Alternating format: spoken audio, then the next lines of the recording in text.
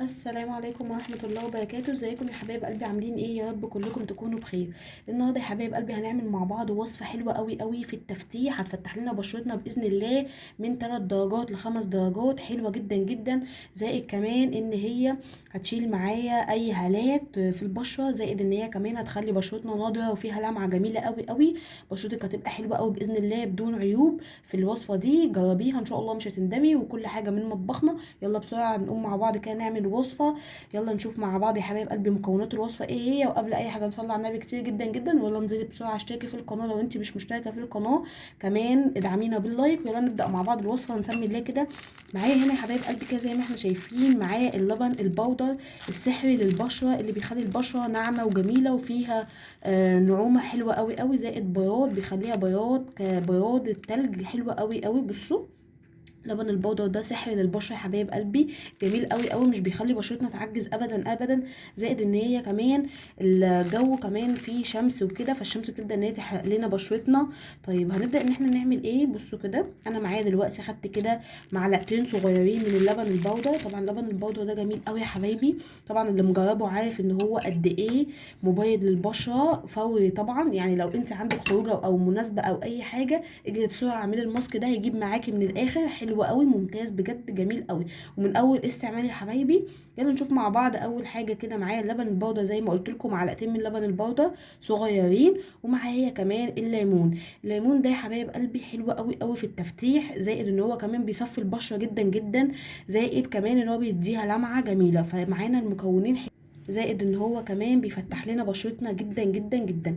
يعني معانا المكونين حلوين قوي مع بعض. بصوا معايا كده مكونين بس هيخلي بشرتنا قشطه باذن الله. بصوا كده، وبعدين هبدا ان انا امسك كده، شايفين؟ بضغط ان انا اخلي اللبن البودر يلزق في الليمون، شايفين بالمنظر ده؟ بصوا بقى شكله عامل ازاي.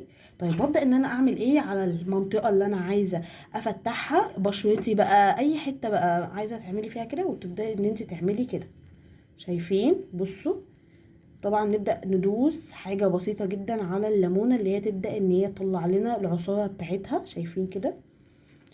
احلى يعني احلى واسرع وصفة لتبييض البشرة، كمان الجسم، تنفع لاي منطقة يا حبايبي. الوصفات اللي انا بقول لكم عليها دي تنفع للبشرة وتنفع للجسم وتنفع لكل حاجة عندك. طبعا الوصفة ديت يستحسن ان هي ما تجيش تحت العين، وزائد كمان الناس اللي عندهم حساسية من الليمون يا ريت يستعملوا الاول اختبار الحساسية ويشوفوا الليمون هيعملوا معاهم ايه، وبعدين يبداوا ان هم يستعملوه لو ما لقوش منه اي التهاب او تهيج للجلد، شايفين؟ بصوا اصلا الوصفه من قبل ما ابدا ان انا اعمل بيها وقت اطول، بصوا جايبه معايا نتيجه هايله، شايفين؟ الكاميرا طبعا مش موضحه لكم. طبعا الوصفه دي بتبيض جدا جدا جدا، بتفتح لنا بشرتنا حلوه قوي قوي.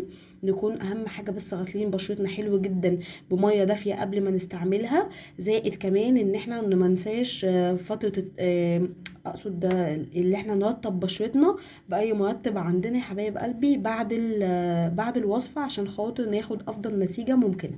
طيب هنفضل نعمل كده لمده قد ايه؟ هنفضل نعمل كده لمده 15 دقايق على بشرتنا، وبعدين هنسيبها ان هي بقى تشرب للبشره لمده 5 دقايق كمان. تمام تمام.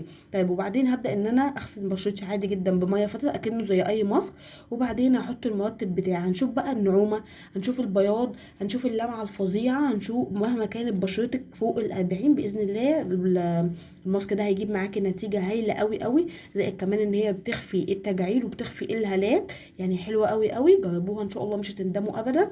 ونحطها على بشرتنا. اهم حاجه يا حبايب قلبي المرطب اهم خطوه، عشان خاطر بشرتنا تبقى لينه ودايما فيها المرونه وما تعجزش ابدا ابدا.